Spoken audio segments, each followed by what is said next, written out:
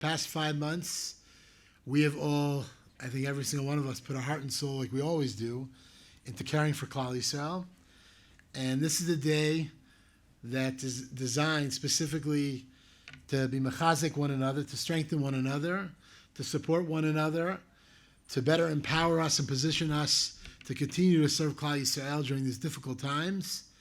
And it's a great zchut to host you all here. There'll be many, many other colleagues that'll be joining us throughout the course of the day.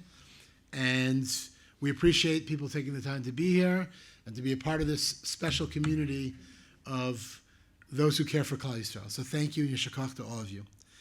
I want to begin with a few thank yous. First of all, I want to thank the incredible staff here at Mishkan Shananim who have been incredibly helpful today in terms of getting everything set up. I particularly want to thank our dear, dear friends, Esme and Kalman Bookman, whose generosity has enabled us to be able to put this entire day together. They are our silent partners, but are very kind and sweet friends, and for many years now have been partners in everything we do here at OUisrael, so we thank the Bookmans very, very much. I also want to thank our dear, dear friend, Rabbi David Fine, my dear friend and colleague, who the minute that I reached out to him and said, we're thinking about this, does Barkai have any suggestions about how we could do this? So Rabbi Fine, who heads the Barkai Institute, we thank you for everything you've done to put this day together and for all your help, not only this day, but always. So it's yeshar koach for being such a big part of what we do. I also want to thank, he's not here because he's traveling to America, Ira Prochko from Get Help Israel. You'll notice in your bags there's a special booklet from Get Help Israel, which is a network of English-speaking mental health professionals throughout all of Israel. Ira Prochko from Get Help Israel was instrumental in setting up this entire day, selecting the topics that we're going to discuss today, helping us identify many of the outstanding speakers we're going to hear from throughout the day. So we thank Rabbi Fine and Ira, and we thank Get Help Israel and Barkai for being our partners as well on this day. Lastly, I, of course, want to thank my incredible OUisrael colleagues for everything they do. They put their heart and soul into everything, every single moment, and especially today. So thank you all. And it's my honor to introduce my OUisrael colleague, the Executive Director of OUisrael, Rabbi Avi Berman, for some divrei bracha, and to introduce our speaker after that as well.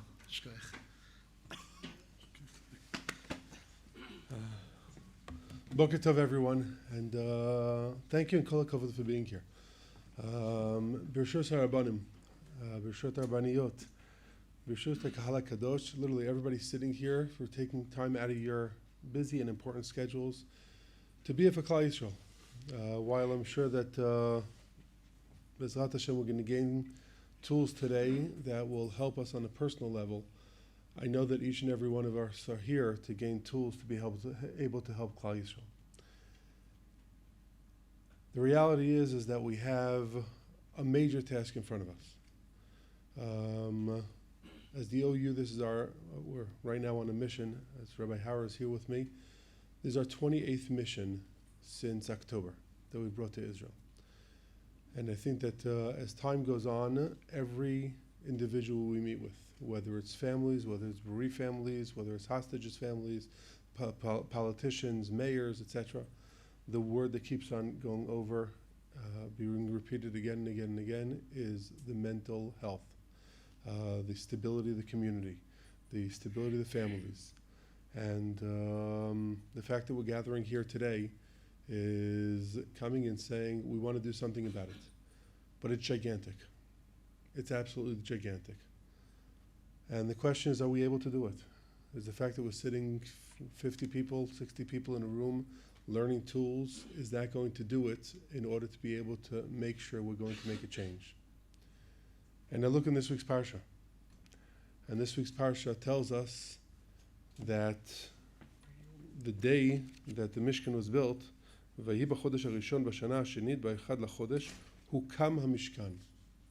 מה זה הוקם המשכן? הקימו את המשכן. Klal Yisrael worked hard on it. You know what it is to build a Mishkan? To pick up those gigantic poles? To put those yiriot on top of the Mishkan? It didn't happen on its own. So the Farshim tell us that L'maaseh Moshe Rabbeinu and Bnei Yisrael couldn't have picked up those poles on their own. They couldn't have put the yiriot up on their own. HaKadosh Baruch Hu was the one that gave them the ability to make it happen. But it's them that put in the hard effort, that was standing there picking up the poles, and once they were doing it themselves, they had the siyata d'shmaya to make it happen. And I think that there's no difference in what's happening in Klal Yisrael today. The fact that we're standing here today and saying, HaKadosh Baruch Hu, we are going to pick up these poles, but we can't do it without you. And we need the siyata d'shmaya. We need you to give us the right words to say. We need you to give us the right thoughts to say. We need you to give us the koyach to be able to deal with hearing the most horrific things in the world. But HaKadosh Baruch Hu, we promise you, as leaders of Klal Yisrael, that we're going to try our best to make it happen.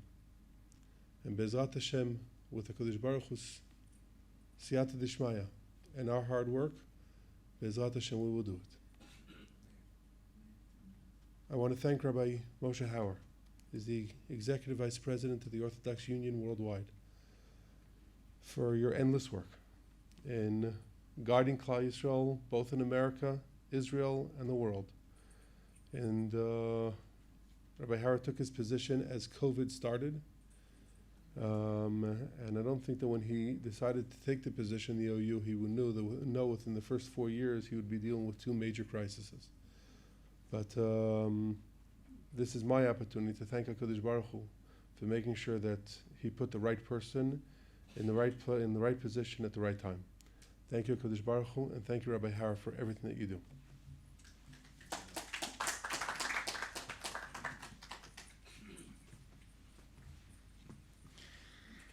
Thank you, Rav Avi, for the kind words of introduction, but more so for your working day and night, and I have the WhatsApp messages to prove it.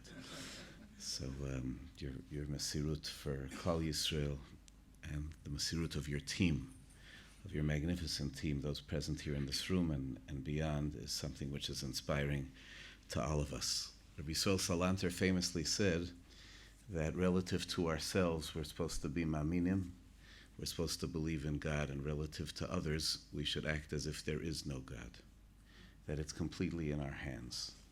And so, just to be a partner to my partner, Rav Avi, who spoke of the siyata d'shmaya, I would like to turn, in a certain sense, to ourselves.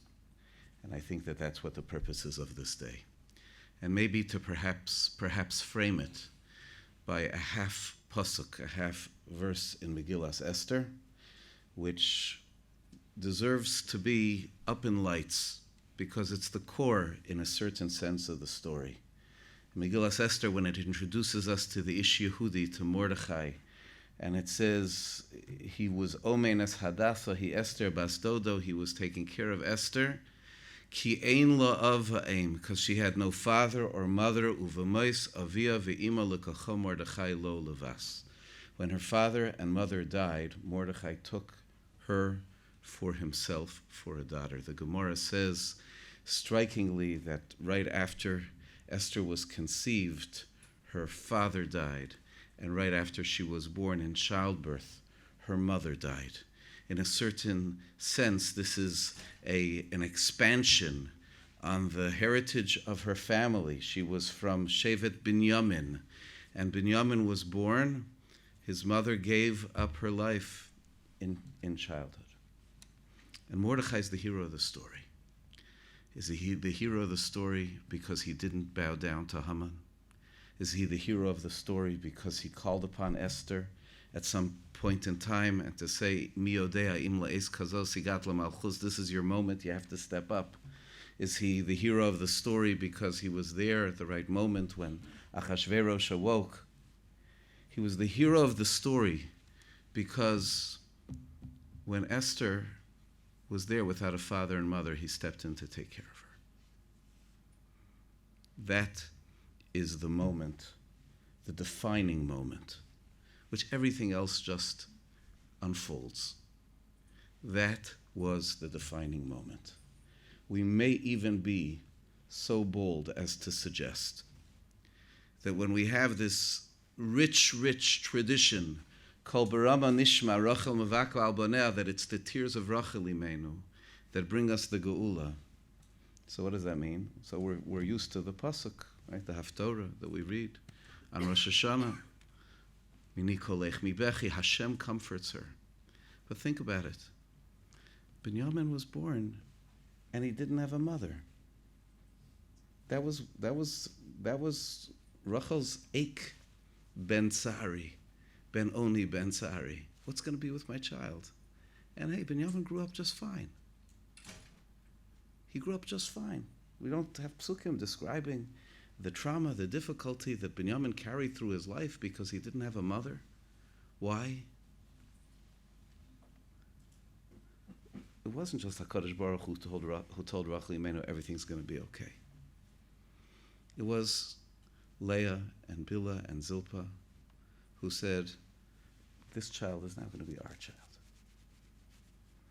And that's the key to the future, to redemption. I don't have to tell you where the people of this country are, where the children of this country are, where the families of this country are. In many, it's literally uvamos avia ve'ima. In many cases. In other cases, it's not literally b'mos avia ve'ima, but it is figuratively b'mos avia ve'ima. The level of insecurity, the level of the loss of a sense of support, of a support system, of confidence in a support system. Whether October 7th or, the people yesterday who we spent some time with from Kiryat Shmona, who feel like their support system, they've had to leave. Why do we have to leave? And then we have to leave, and okay, so there's compensation, but like there's so much, and it's not just Kiryat Shmona to Yerushalayim, it's everywhere. And our role as individuals to just look around us into anyone who's in our sphere, not of influence, but of care, our sphere of care, and to step forward, L'kacha Mordechai lo levas, to take everyone we encounter as our own child. It's difficult. It takes a lot